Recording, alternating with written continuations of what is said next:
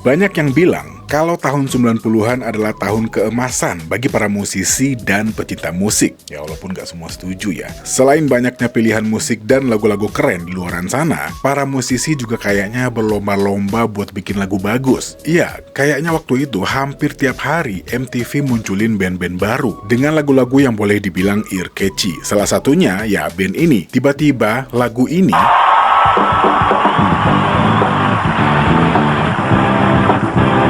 jadi lagu wajib pas bangun tidur pada waktu itu. Ya sambil ngikutin gaya vokalnya yang rada-rada nge-rap gitu. Ya di akhir-akhir tahun 90, mungkin kita cukup akrab dengan lagu mereka yang berjudul Jumper. Terus ada lagi lagu How It's Going To Be. Dan satu lagi lagu bertempo middle dari album kedua mereka yang berjudul Never Let You Go yang keluar di tahun 99.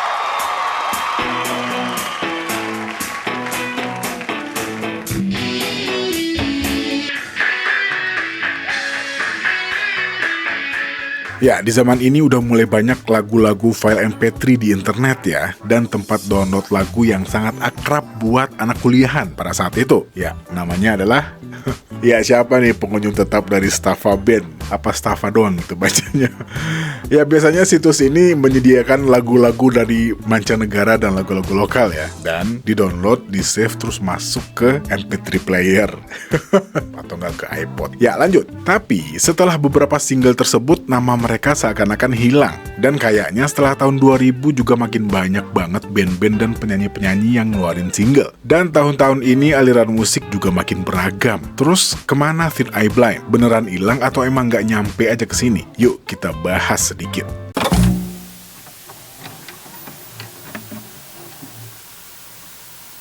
Assalamualaikum, halo teman-teman, selamat datang kembali di channel saya. Ya, kalau ngomongin Third Eye Blind, kayaknya hal pertama yang menarik perhatian kita adalah nama bandnya. Tapi sebelum ngomongin nama bandnya, kita harus muter dulu nih ke tahun 90 buat nyari tahu gimana awalnya sang vokalis yang bernama Stephen Jenkins ini membentuk bandnya. Let's go!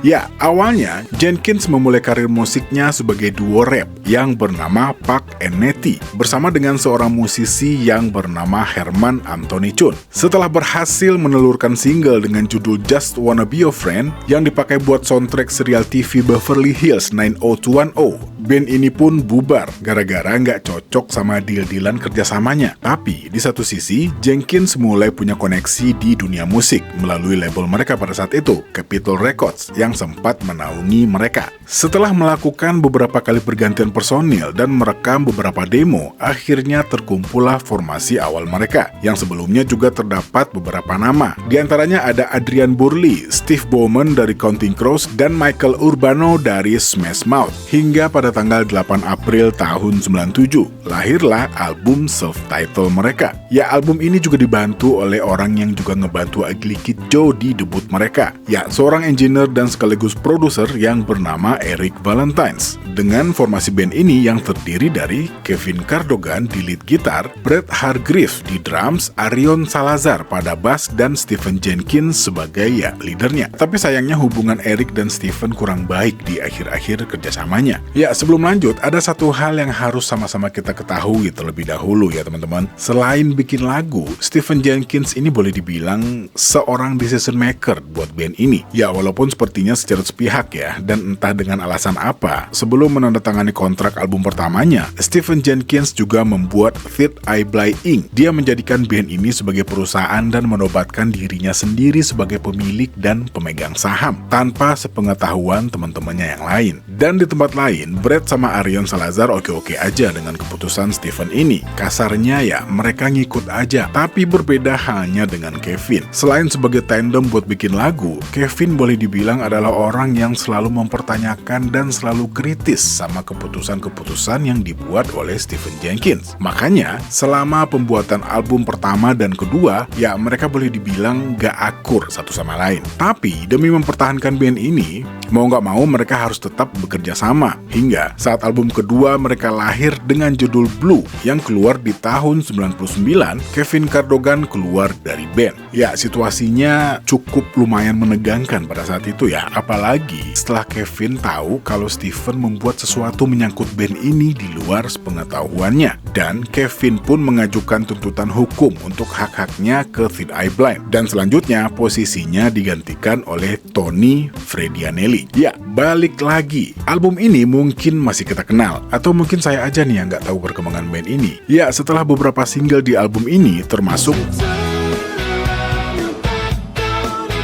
dan setelah tahun-tahun ini, mereka mulai tenggelam dengan banyaknya pendatang baru. Lagu-lagu pop yang mulai naik dan demam new metal yang mulai mewabah menjadikan Third Eye Blind tenggelam dengan karya-karya mereka.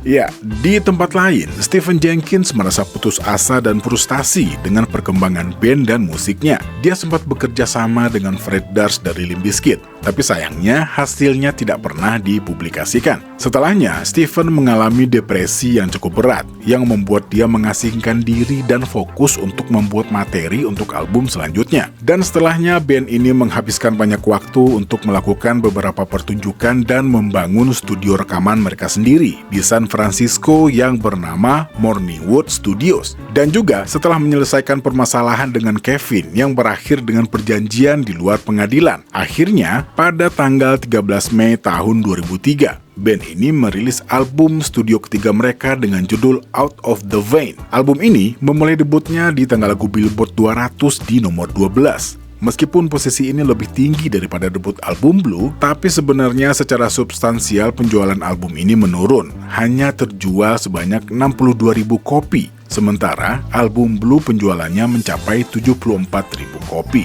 Dan setelahnya, karir band ini semakin mengkhawatirkan. Apalagi setelah label mereka, Elektra Records, diambil alih dan bergabung dengan Atlantic Records, yang membuat Third Eye Blind menjadi band tanpa label. Ya, pada waktu itu label ini boleh dibilang cukup jadi acuan ya. Ya, dan selanjutnya yang mengakibatkan kegiatan band ini lebih sepi dari sebelumnya. Dan setelah Stephen Jenkins sibuk membantu memproduksi album Harmonium punya pacarnya, Vanessa Carlton, yang di satu sisi membuat Stephen juga terpacu untuk membuat album solonya sendiri. Sementara di waktu yang sama, Fredianelli, Salazar, dan Hargreaves juga sedang mengerjakan musik bersama-sama. Dan mengetahui hal ini, Jenkins membatalkan rencana solonya dan memilih mengerjakan album studio keempat dengan band formasi Third Eye Blind ini. Tapi rencana penulisan album berikutnya tidak berjalan sesuai rencana. Jenkins mengalami situasi yang disebut dengan writer's block, yang lambat laun mengakibatkan internal band semakin banyak masalah. Dengan jadwal perilisan album yang semakin tertunda, ditambah dengan beberapa masalah kreativitas dan pembagian hasil kerja, yang berakibat cabutnya pemain bass mereka, Arion Salazar. Dan hal ini juga memulai perseteruan dengan manajer mereka pada saat itu, Eric Gatland. Eric ini juga merupakan teman masa kecilnya Stephen Jenkins ya. Dan setelah saling tuntut-menuntut, akhirnya permasalahan ini selesai di luar pengadilan. Yuk lanjut lagi. Album selanjutnya yang bernama Ursa Major dirilis pada tanggal 18 Agustus tahun 2009.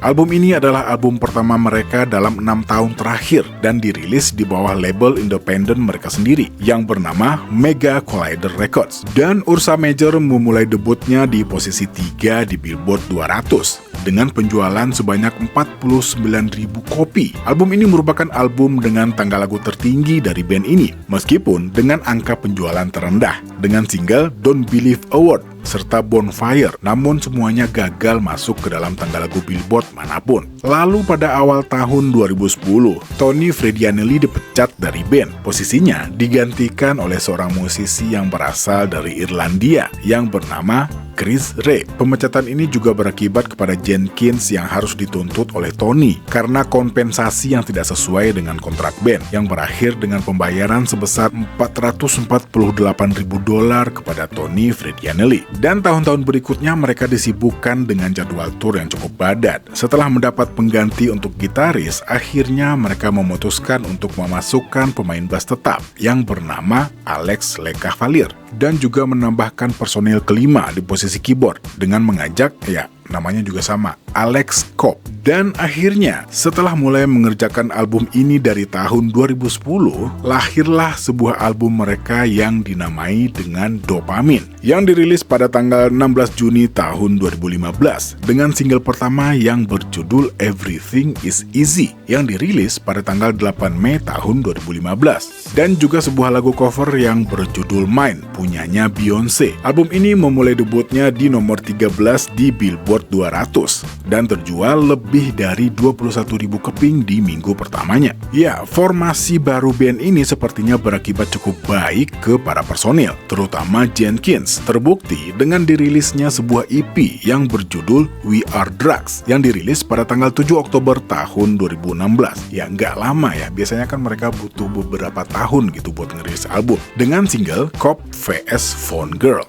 Dan beberapa lagu baru juga dirilis pada tahun tersebut, termasuk versi baru dari lagu-lagu lama. Salah satunya lagu yang berjudul Alright Caroline. Dan pada bulan Juni tahun 2018, EP lain dirilis yang merupakan kumpulan 7 lagu cover yang berjudul Thanks for Everything. Dan band ini terus melakukan tur hingga tahun 2019, termasuk tur Amerika Utara dengan Jimmy Eat World dari bulan Juni hingga Agustus, yang disebut dengan Summer Gods Tour 2019. Tapi sebelum tur tersebut, Alex Cobb mengumumkan bahwa ia meninggalkan band untuk mengerjakan proyek lain, dan posisinya digantikan oleh Colin Creeve. Lalu pada tanggal 18 Oktober tahun 2019, mereka pun merilis album studio ke-6 mereka yang diberi nama Screamer. Dan setelahnya, mereka pun melakukan tur untuk mendukung album tersebut hingga di tahun 2020.